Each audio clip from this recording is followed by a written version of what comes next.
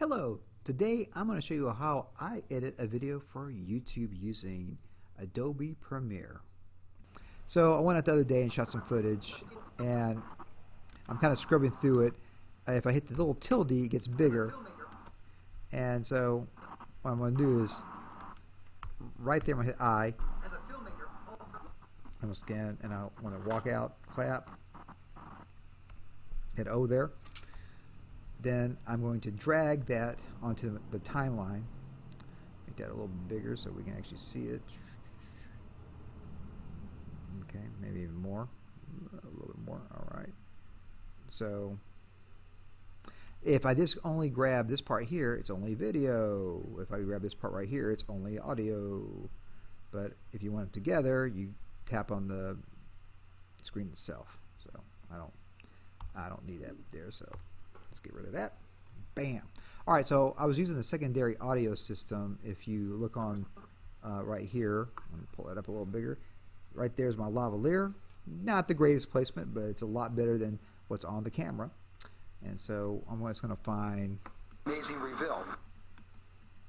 Always think of nature to be. So I'm just going to kind of pick an area here. I can go through here and listen and get a little bit closer, but I'll just take that right there, highlight it, right click on it, come down to synchronize, and this is going to synchronize the audio, hopefully. And what I usually do for these takes here, I just record a lot of content and keep that lavalier because it's a secondary system. Once I have it recording, and as you see, it moved the video to where it's supposed to be at in the audio, and so kind of watch a little bit of audio. As a photographer, as a photographer, and as a filmmaker, always look at locations.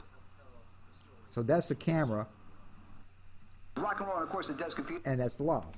So it's a little hot right now, which is fine. So there's a couple of effects that I used for audio, and one is I'll go ahead and use both of these here. Hold on, Command. I can bring both of them. I'm gonna put them on there. One thing is I can see it's already way too loud, so I'm gonna go -12 on it, and that kind of gets me more down in an area that. Amazing content. Please subscribe. So right now I need to go and tweak that a little bit. Come over here to edit. So typically what I do for this here, I put it for male, and let that work. Then on here, I typically go to make room for vocals. To my YouTube channel because that would totally compete that, y'all. So let's see. As a photographer, as a photographer, and as a filmmaker, always look for light and locations to help tell the stories that you. Okay. No. Filmmaker always. So if you compare it to the on-camera audio. Look for light. As a photographer,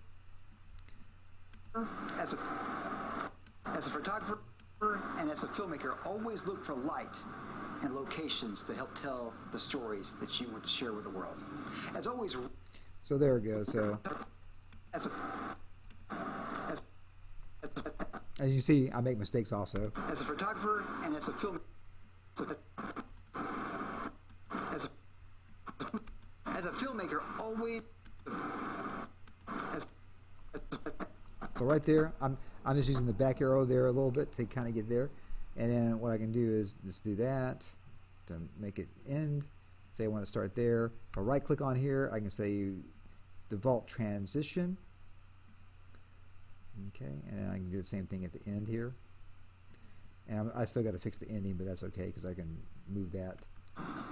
So I'm kind of walking into the sunset there right before I clap. All right, good. And a lot of times I do clap to help synchronize the audio a little bit. So that you want to share with them. Not bad, not bad. And let's do a little bit of color correction. We won't go crazy, but just a little bit. I'll hit auto. Bam! It's horrible. So if I reset it, and hit auto, bam! Took the shadows, took the whites way into horrible land. Had the exposure a little bit hotter there. Let's pull the contrast up just a little bit. Maybe it highlights just a touch. So anyways, you can spend a lot more time But that looks okay for me right now. As a filmmaker, always look for light and locations to help tell.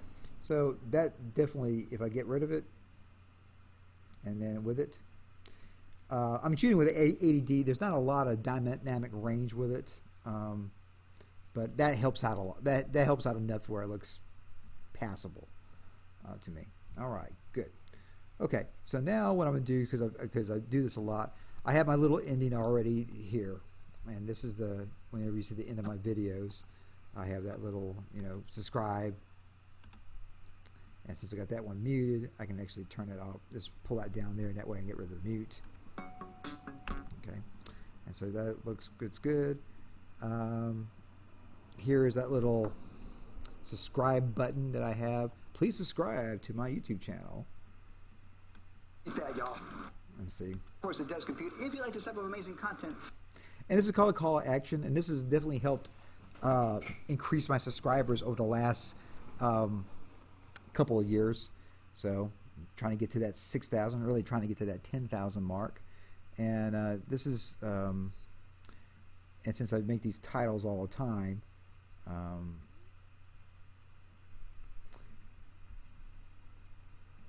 I can just copy and paste this, and I think need this a little bit bigger. And there's that theme music that's kind of been using for a couple of years. The kind of the little jangly guitar I used on a little film called The Brick Streets of Nacogdoches. As a photographer and as a filmmaker, always look for light and locations to help tell the stories that you want to share with the world.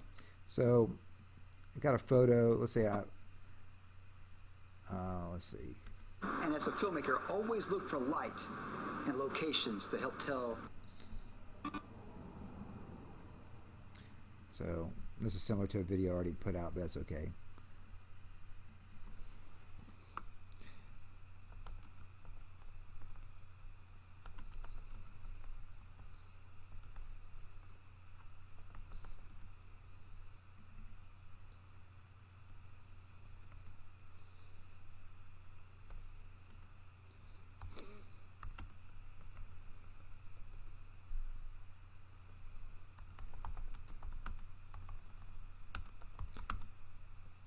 As a filmmaker, look for light and locations.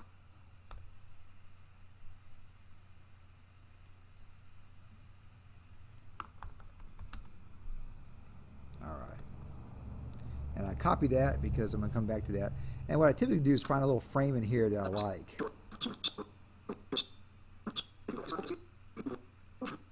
Yeah, not bad. That'll work. Just do a little still frame. Save that. And I have it where it saves to the default part of the screen there. So let's pull that in there. Do the same thing. And what I find for the introductions, make it short. 2 seconds. 1001, 1002, 1003. Bam. 3 seconds. I've seen some introductions that just last for a million hours long. Nobody wants to see that. They're just going to fast forward towards that anyway. So got my little introduction there. Let's look at the levels here. Negative 12. And as a filmmaker, always look for light. It's a little bit hot, so let's take that down 3 dB. Some people say 1 dB is where you can notice. I'm going to tell you 3 dB is where you actually can notice the difference. Light and locations to help tell the stories. A little ending there. It's negative 12 dB, so that's cool. So, and what I also hit here at the beginning, right there is going to be I, and at the end here I hit O, and so I'll go ahead and save that just in case it crashes. I won't have to worry about starting all over again. And then also I do this real quick is I make a still frame for YouTube. Take a little photo of it, bam, save that. So that's the little thumbnail that's going to be on YouTube. As a photographer and as a filmmaker, always look for light and locations to help tell the stories that you want to share with the world. As always, rock and roll, and of course it does compute. If you like this type of amazing content, please subscribe to my YouTube channel because that would totally compute. Compute that, y'all.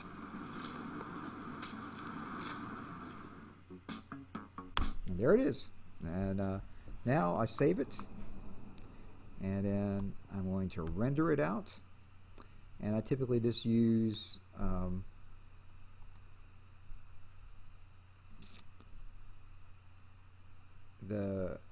well, you can go through here and pick, you can see the file size there.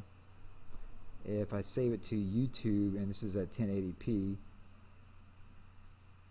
it gets to be bigger. So I'll go ahead and save that. Export it out. Let it render out a little bit. And there you go. And that's how I make video content for the internet and whatnot. And saying 1 hour. Actually, I did something wrong. Wonk, wonk, wonk. I don't want to take the entire clip. I just want the in and out. And so that means I got to do that one more time. Okay. So now let's render this out. And I'll make sure I'm going to say I want the in and out parts of it. And I'm going to have to do that again. So what I'm going to do is I'm going to make sure the in and out parts are correct. In, out. That kind of helps me a little bit to know that's right. All right. Let's do this. Render this thing out. Give it the name I want. Ba-bam. I want the in and out section. You see that right there. And hit export. We're going to look for YouTube there. And then hit export. And it's going to render down, and I can throw this on YouTube if I want to. And just let it roll. So it takes a couple minutes. On a laptop it's a little bit slower, but it's not, you know, for this 1 minute video, it's not taking too long. So, well, there you go. That's how I make content for the internet using Premiere. As always, rock and roll, and of course it does compute. If you like this type of amazing content, please subscribe to my YouTube channel and help me get to 10,000 subscribers. Don't I deserve that at this point? I haven't had a haircut in months. I got this coronavirus beard. Come on. Subscribe. Compute that. Yeah.